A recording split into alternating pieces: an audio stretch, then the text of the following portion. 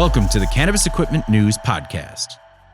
Hi, I'm David Mantine. Welcome to a new episode of the Cannabis Equipment News Podcast. With me this week is Barron Lutz, founder of Nasha Hash. Thank you very much for joining me today, Barron. Thank you very much for having me. Before we get started, please make sure to like, share, and subscribe to the podcast. You could also help us out a lot by leaving the podcast a positive review on whatever platform you use.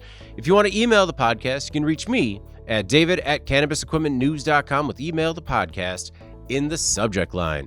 Barron, I always like to start with a little bit of background. You know, you've been in the industry a really long time, but what was it that first brought you to the cannabis industry? It was really my passion for the plant. No matter how many times I kind of decided to do something else, it seemed like I always got drawn back, either to like making my own hash or growing my own plants. So it's been a long time relationship with the plant. When was the first time that personal relationship with the plant turned into a professional relationship with the plant when you started your own business?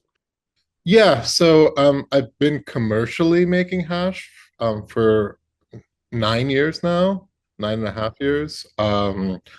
But hobby making hash for almost 18. Okay. I mean, what was that first time making hash like? It was actually pretty strange. So back in the day, farmers would actually just throw their trim away. Because of the legality of things. They didn't want to be caught with weight that would be considered cannabis.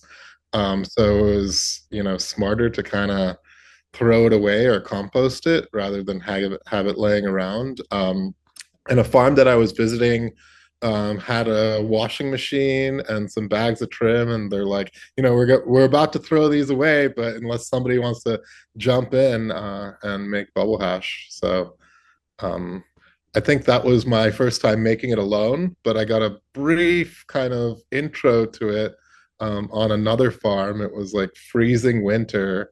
We wore like snow gear, and we used like a paint mixer and a trash can, and it was funny. There's a lot of old wives' tales, like, we need to do it in the snow. We need to use the snow. Just kind of crazy things like that. So, I mean, I assume that there was a lot of trial and error from that first time doing it 18 years ago to now. How has the process changed in terms of sophistication? Changed quite a bit. From a point of one thing that has stayed constant, which is very interesting, are the bubble bags. So maybe a different brand that we're using, but those have stayed a constant throughout the decade. Or longer than a decade. But what has really changed is when we started making commercial hash, there were really no equipment manufacturers. Now there's like 10, 20 companies that you can, buy a turnkey lab from. But when we started, there was no equipment manufacturer. So we actually made everything in washing machines. The state was not stoked of us making hash in washing machines, and neither was I, because it's just not the degree of sanitation that I would have liked, as well as the degree of control. So we actually had to custom design all of our machinery. Our entire process is custom. Okay. What was it? Was cold water hash just the first thing that you had learned, or what was it about that particular process that made you stick with that? So I'm half Indian, half American. And so I spent half my early years in India and half my early years in America.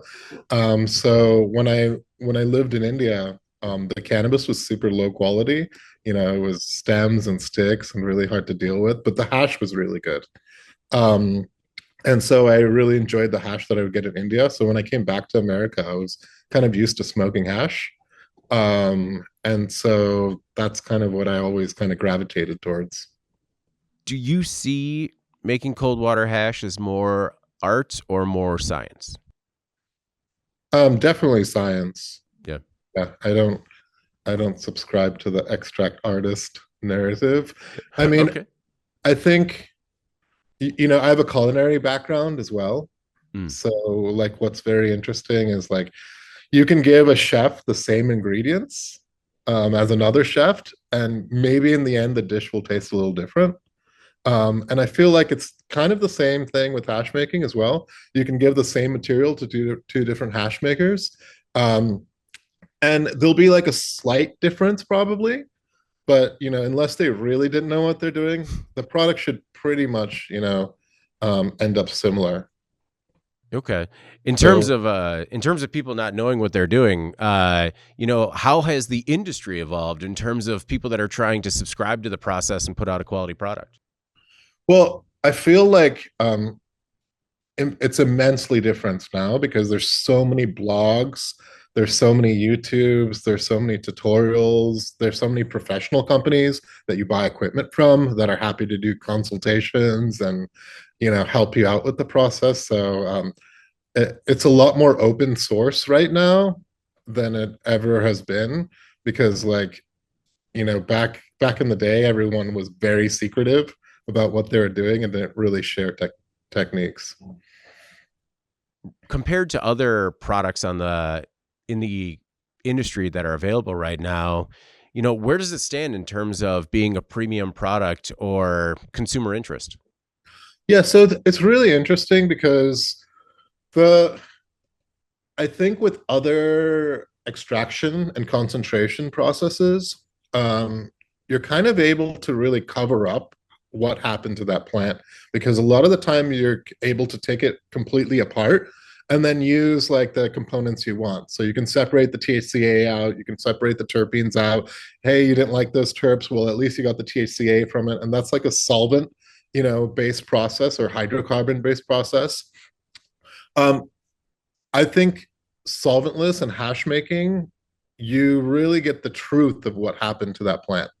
So, if they sprayed something funny, if it wasn't the greatest harvest, that'll all reflect in the end extract and concentrate. And so I feel like it's a lot of the work is really done at the farm level. And so I think that's what really makes it unique, is kind of like the sourcing. So it's like it's like asking the question, like I would akin it more to like winemaking, and like hydrocarbon based extract more like making vodka, or distilling Everclear. You don't really talk about like with Everclear or the vodka, like, hey, what farm or what made the malt or the wine.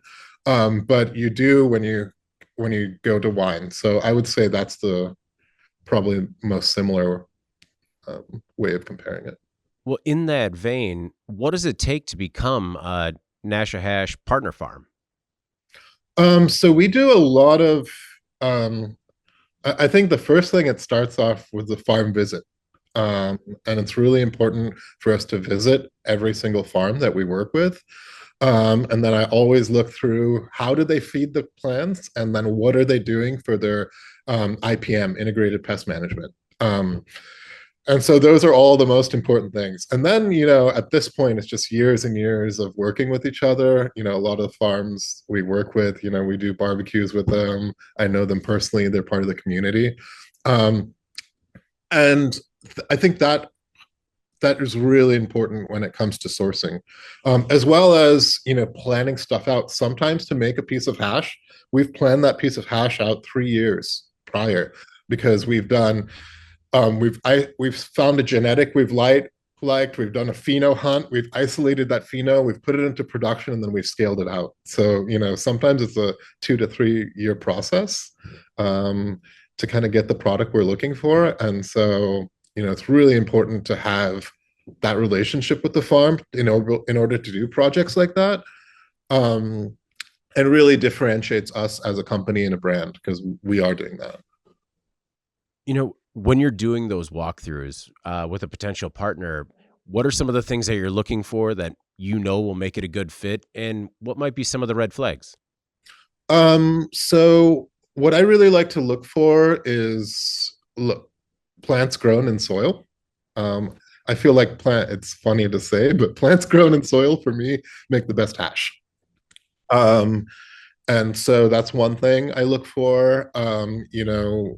regenerative farming practices? Are they making their own compost? Are they using micro beneficial microbes? Things like that. I think feeding the plants how they're used to being fed, makes happy plants, which makes happy hash. Red flags is, sulfur is, I would say, like one of my biggest enemies, because once a plant has been sprayed with micronized sulfur, like you can taste that all the way through to the hash. Um, and then in general, I know this is a little controversial to probably say, but I don't really like the taste of indoor made hash. I feel like I can taste or smell the reservoir room or the nutrients. I don't know if that's too crazy for me to say, but I can identify it. Like if I did like a um, blind tasting and smelling of hash made from indoor and outdoor. I mean, it's definitely possible to make outdoor hash taste like indoor hash if you have them in cocoa and you're feeding them with salts. Like I feel like it's not so much the sun, but it's kind of what's feeding those plants. Well, that was one thing that I was curious about is given your experience and your palate, are you your product's biggest critic? um yeah, I mean, we have a it's not just me, it's everybody at the facility. So everybody's trying what we make and kind of like critiquing everything. I think till this day, we have a lot of different grades of hash. And so determining what grade of hash, or even if it makes the cut, has been my job the entire time. That's been the hardest part of my job to train for, and kind of delegate out. So, I have one other person that, I've been training to do that at this point. Okay. How's that training going? Good, amazing. Yeah. Yeah, yeah, it can be trained, but also, like it's for me, I can like smell a piece of hash and you can tell me, you don't need to even tell me what the strain is. I pretty much know, or I'll be able to like at least identify the lineage behind things. But sometimes I'm off as well. So What was the last batch that you made that, kind of even surprised you with how well it turned out? um so to be honest, I don't actually get on the facility floor and make hash anymore. It's been a while since I pulled bags. What I've been really liking right now is Super Booth. Um, Horrible name, but amazing kind of orange, like an orange creme brulee almost, flavor on it, and it yields really well. It's really fun to work with. But this is our first year. We're actually doing cultivation as well. So we planted around 1.5 acres with a farm partner. And so what's been really cool is I've been able to pick every single plant that we're growing on that plant, which he's definitely going a little crazy with the amount of variety that we have. But yeah, I'm really excited to kind of pull that in a few weeks here. Why did you want to get into cultivation? Exactly what I spoke about, being able to grow, exactly what we want. Okay. Also, um, I also there's a lot of farms going out of business in Humboldt. And so being able to grow in a very particular manner in the soil without the use of salts, without the use of, you know, crazy pesticides or IPM, it gives us that control. Um, it's also an interesting kind of cost experiment, right? I want to see like how much does it actually cost to grow a pound of weed, fresh or frozen, um, in comparison to buying it from the spot market, essentially. I That was one thing I wanted to, because I've seen you speak out a little bit about the how things are going in Humboldt. First I'd like to talk just about the state of California. How would you describe the current state of cannabis in California, and then with a narrower lens in Humboldt? Um, so for our brand in particular, we have sustainable growth, and we've had sustainable growth the entire time. Um, and so we haven't been one of those brands that have been funded or took in VC or investor money and then, kind of went on crazy growth. It's a self-funded bootstrap company. And so we've been consistently growing throughout the years. And part of that is just launching a bunch of different SKUs. I mean, we started off with only 2 hash SKUs. I think we have 14 or 15 different SKUs that we have at this point. But in general, I mean, it hasn't been, the retailers have had a lack of capital. I think we really need, some sort of rescheduling, descheduling to go through to breathe some new capital into the industry. We recently just had a tax hike as well. So that hasn't helped. California has amazingly robust traditional market. So consumers do have an option to hit up a homie or find a shop that's not licensed. And so I think with all of those, it's made it definitely a difficult market. If you asked me 10 years ago where I thought we would be right now, I thought we'd be internationally exporting at this point, and we're still kind of not. And we're missing the boat on that too. There's countries, Canada's sending stuff to Germany, stuff's coming from South America and going into Germany. Morocco has some sort of legalization happening. We're really missing the boat. It has been a lot of fits and starts. Do you think that because we've been flirting with the idea of rescheduling and descheduling, because of that process, is that why everyone's sort of on hold, especially when it comes to cash infusion in the industry? Yeah, I mean, I think it makes it, I think once there's federal regulatory clarity, I think that will have more kind of investor money or more cash infusion into the economy. But it's also like you can't use a credit card at a dispensary, right? So it's been proven that if you have credit, if you allow customers to use credit cards, they spend more. So just simple things like that can help with cash infusions. I mean, because of 280E, like also the tax burden on the retailers, I think that's the biggest issue is like, if you handicap the retailers, then they don't have money to spend. If they don't have money, it kind of goes throughout the supply chain. There have been a lot of things working against the industry. And honestly, I'm kind of surprised with just how the pro-business climate that we've otherwise been in, it's weird that it hasn't trickled down to the cannabis industry yet. Yeah. And I mean, you kind of see this like boom and bust cycle in almost every state. It's like when they first open up a state, like prices are high, consumer demand is high, and then slowly prices start to contract, and it seems like everyone kind of gets used to buying, legal cannabis, and you see like a little bit of market contraction. I think also what we're seeing is because of price contraction, if somebody smokes an eighth a week, they're going to still smoke an eighth a week or a day or whatever their quota is, but they might be spending $15 instead of $40. Right. What is the sustainability of craft cannabis? Will you be, as ideally international markets open up and interstate commerce opens up, what are your thoughts on the survivability of a craft cannabis product? Yeah, I mean, my feelings on that and understanding of that, there's kind of what I hope will happen and kind of what the market says determines. I mean, most money dollars spent in cannabis are not going to craft cannabis. How many people kind of appreciate like this wine model of like what vineyard did this come from? What farm did this come from?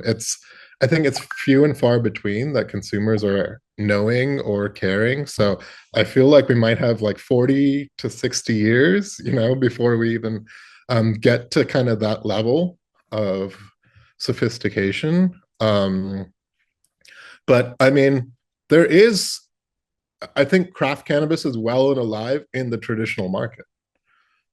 And so it's going to be less and less reflected on the recreational market and more kind of reflected on the traditional.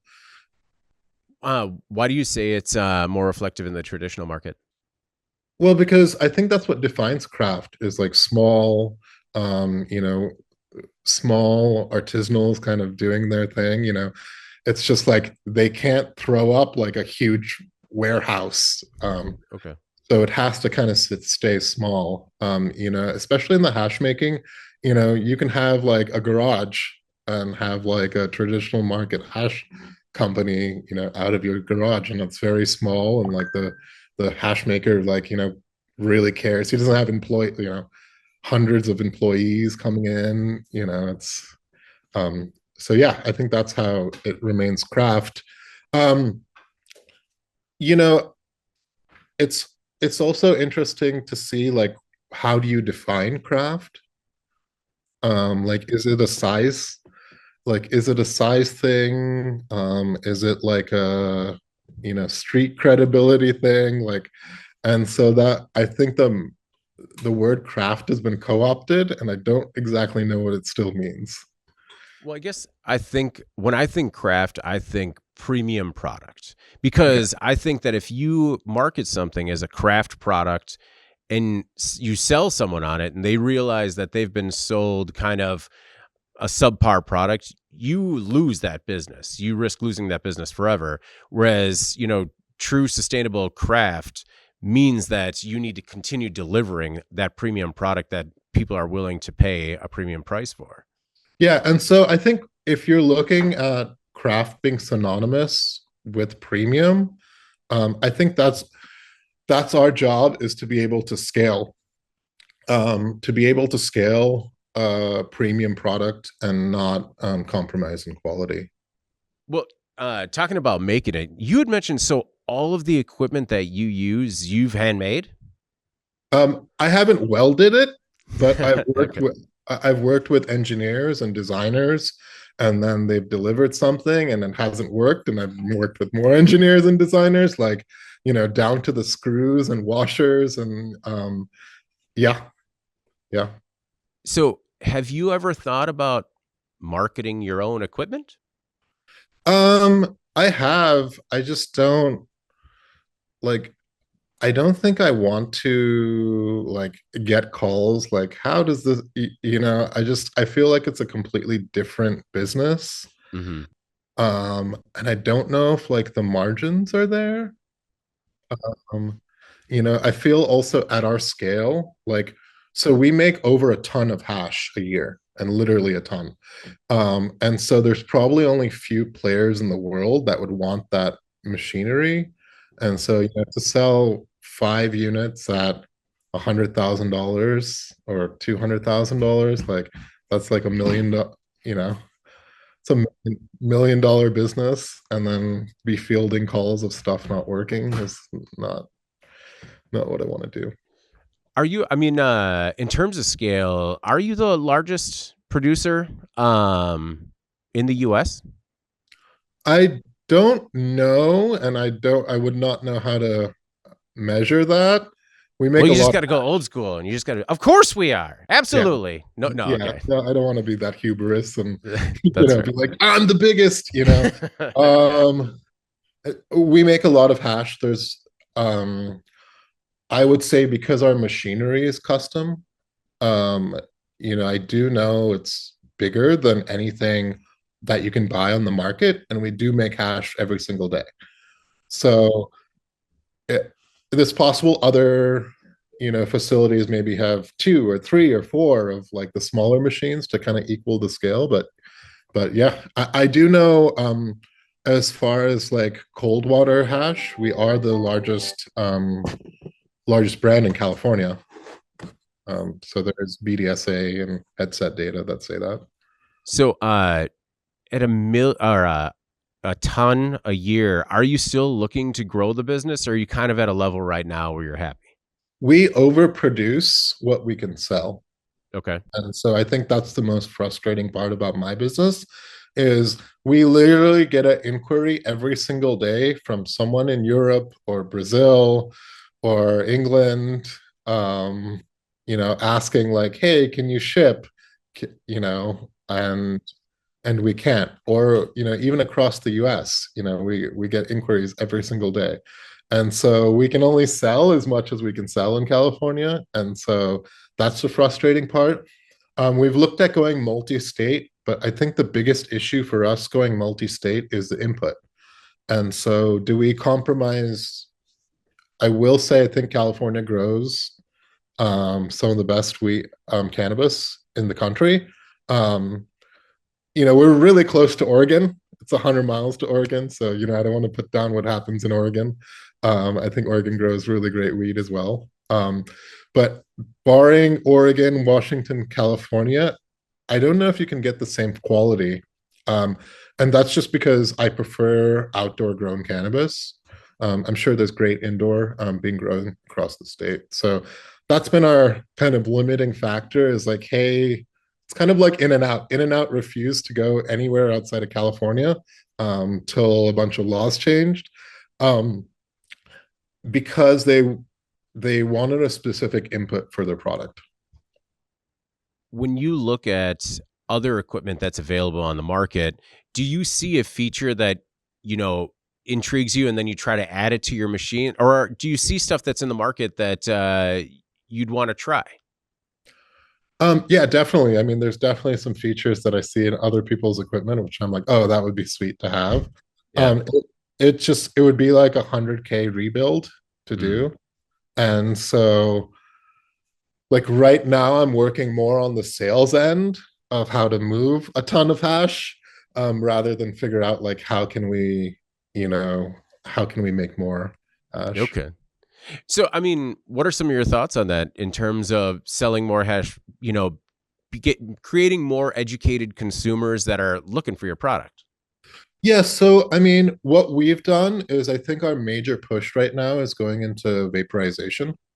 And so we're able to make whole plant fresh frozen cannabis into live hash, take that live hash and make it into live rosin, and then take the live rosin and put it in a vaporizer. And I feel like that's really the future. I feel like the hash market for kind of traditional style hash is not really growing. It's stagnated, so there's not much innovation or anything we can kind of do in that segment. We do infused pre-rolls, which is a category that continues to grow. But from what I see from the infused pre-rolls, people want a lot of like botanical terpenes in their infused pre-rolls. That's kind of what's the market has said is like when they want an infused pre-roll, they want it like the smorgasbord pre-roll. They want distillate covered in keef, with some rosin in there and then some added blueberry flavor. Um, I don't I don't think as a brand we would ever kind of go down that. So we're really focused right now in making a premium vaporizer that can kind of handle hash. Have you been making your own infused pre-rolls, or is that something you rely on like a contract manufacturing partner? No, we make our own. Yeah. Okay. How do you make them? With a knockbox. Okay. It's we make it with the knockbox. What's really cool about us is we're able to use a really high end of hash because we know how to handle it. If you try to, ship that kind of quality of hash anywhere else, it kind of congeals together and it'd be really hard to make a pre-roll out of, and needs a lot of handling standards. So I feel like that's where we have our own little niche of putting, 5-star, 6-star melt into pre-rolls, which if you asked me 10 years ago, it's nutty because my whole job is try to separate these trichome heads away from the plant material. So then to like take like beautiful separated trichome heads and mix them back with plant material is nutty, but I think they actually make some of the best pre-rolls in the market. So um, I'm happy to do it. When it comes to staffing your business, have you had any challenges when it comes to training and retaining a workforce? We've been super lucky with our employees. I think the core group of employees has have been with us for a really long time. It's important to continually promote people that are inside of your business, have a clear path of giving them raises and promotions. We've been able to do that. You know, when I compare costing to some other companies, they're like, wait, you pay your employees that much? And I'm like, yeah. You know, they're stakeholders in the business, and that's led to high retention rates. Um, you know, obviously, like, you know, when we hire people too, just in packaging, sometimes, you know, they don't work out um, a week or two. You know, they pull out the dad table during break and set up an entire system, and they think working in a hash factory is more about like smoking and hanging out than it is about actually getting down to business. And so, you know, but we have a core group of employees that kind of really like working for the No, company.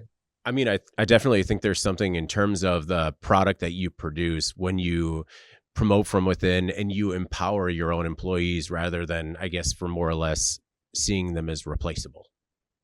Yeah, it took me a long time to learn kind of delegation and to be able to actually, you know, trust people. But I think it's made it sustainable for me as a founder and CEO too, because I was doing too much before, and I was micromanaging, and I wanted my hands in everything. And so I've learned over the years of how to delegate, and in turn, like that, the people who I've delegated to and promoted, that's made them kind of more loyal and more excited about their position as well, because like they have agency, you know, and it's really important. So, what helped push you along in terms of making that happen? Only as a person that has the exact same issues as a manager, right? Just like, all right, here's how you know what, let me do it. Instead of because it takes a lot of time and patience and investments to train, and to delegate. Was there anything in particular that really helped push you along in terms of making that happen, or was it just like you were pushing yourself too far and you were getting burnt out? No, I think my friend gave me this book called Buying Back Your Time. Okay.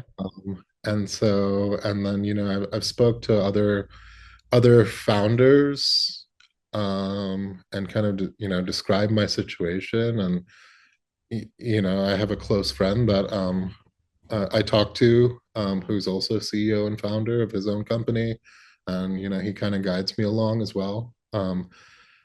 And so I think, you know, I think that's where it came from.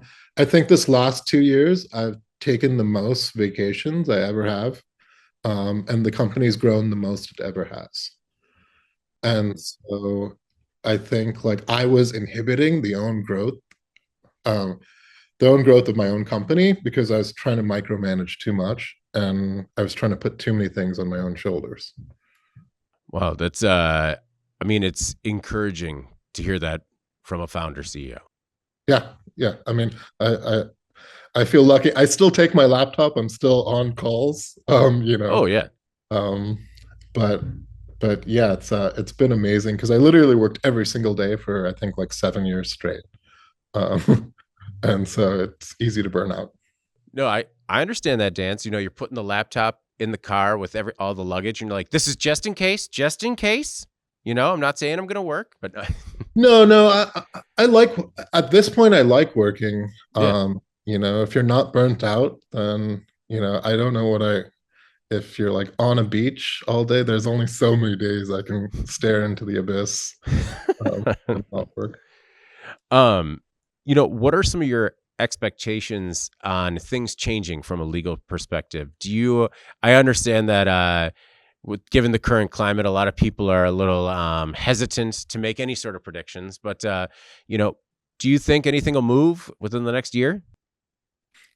I have no idea given the current administration. I don't think anybody knows, you Yeah. know. I think that's the not to get too political, but I think that's the point Mm. of the current leadership is they want to keep everyone guessing.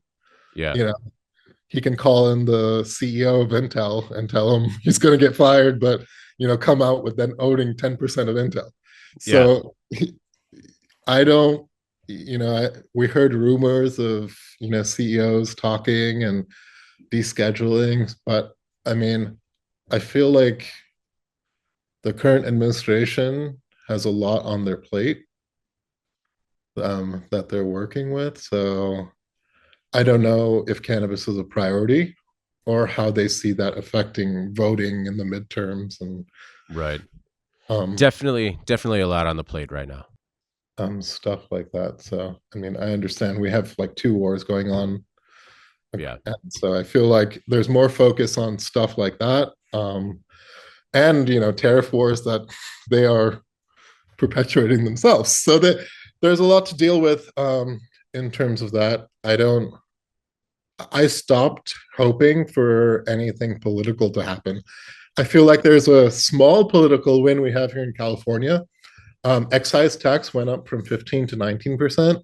And then a senator in California brought a bill to bring that back down to 15%. And I feel like they unanimously voted for that in the California state legislator.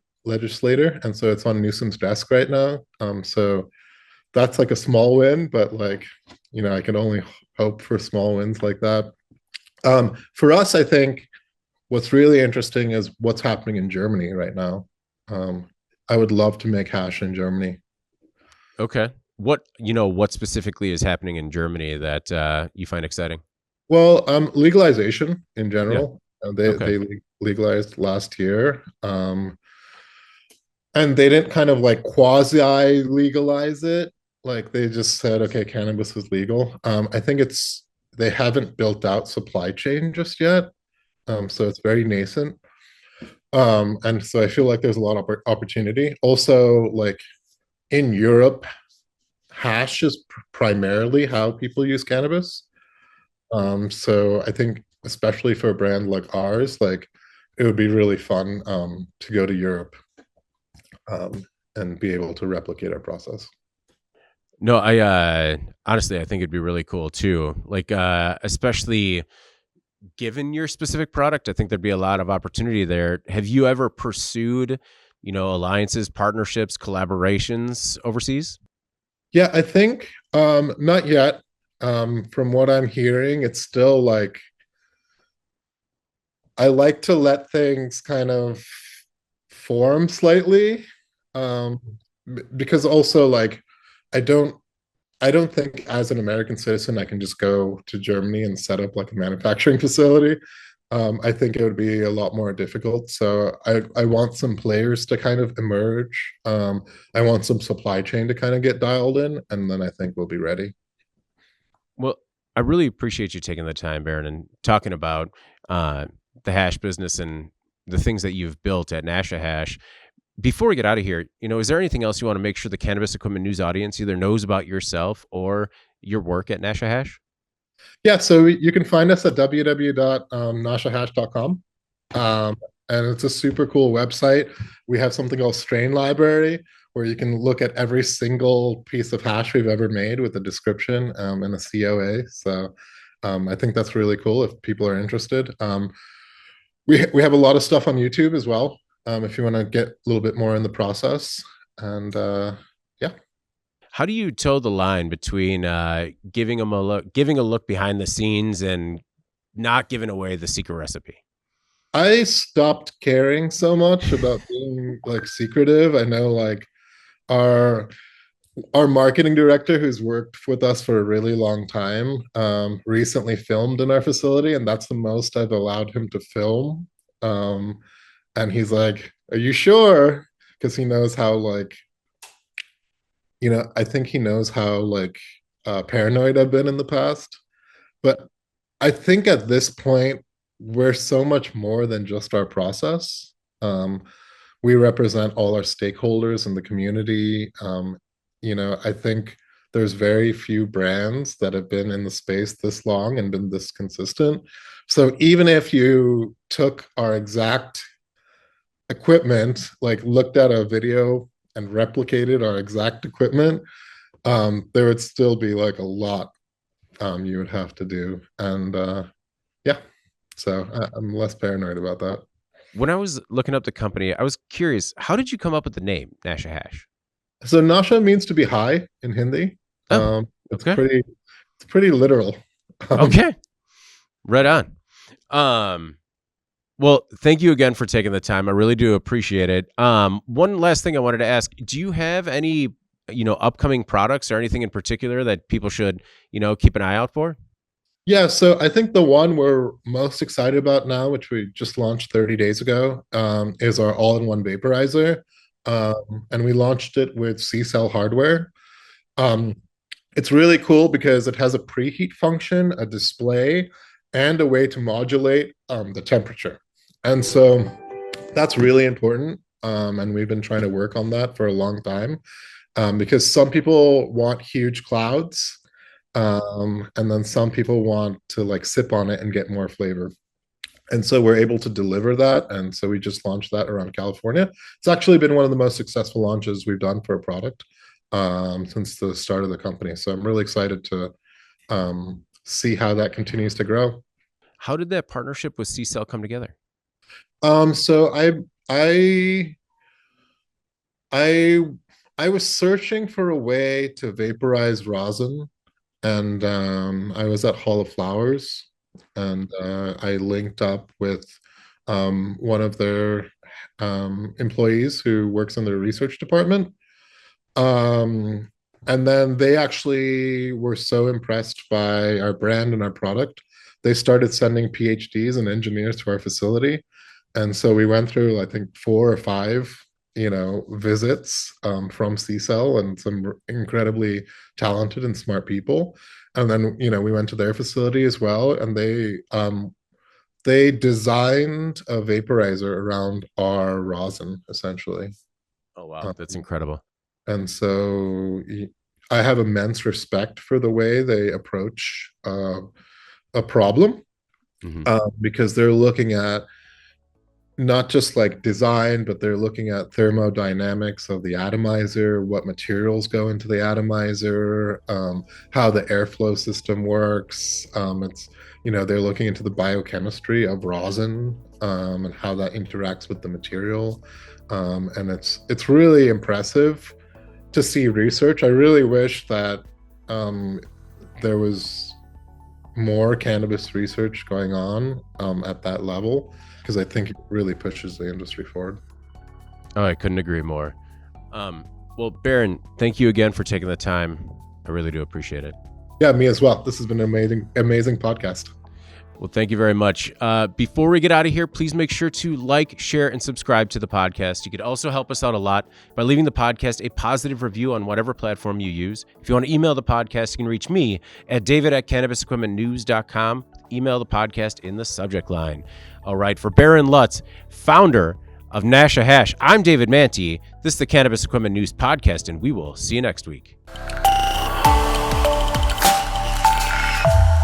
Welcome to the Cannabis Equipment News Podcast.